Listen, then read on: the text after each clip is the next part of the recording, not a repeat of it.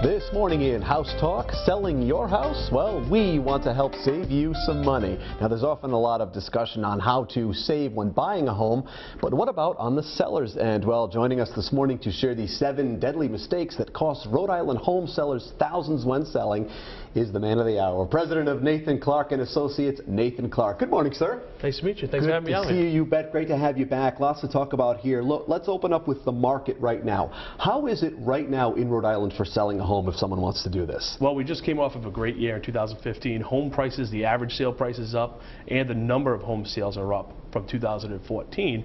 So the market's been doing great.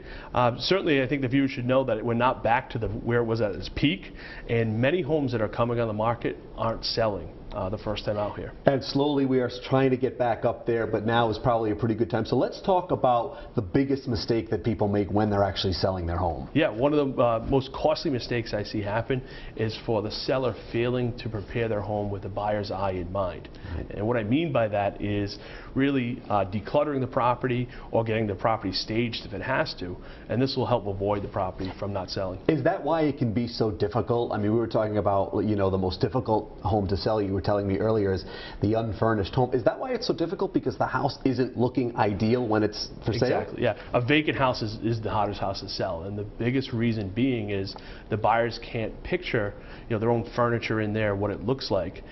So there's ways to solve that. You can lease furniture.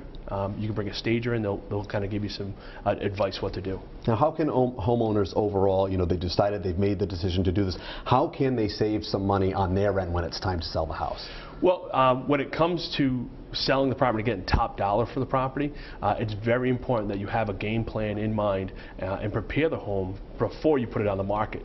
For those buyers in mind. I think it's the biggest thing. Sure, and you guys, your team, you've really done a good job. You've worked very hard to sort of simplify the process for home sellers. How have you done that? Well, what we do is we have a system in place, and over 13 years of being in business, over 1,200 sales, definitely found the right way to do it and the wrong way. So I put together this report, the 7 most common and costly mistakes that most home sellers make when selling their home.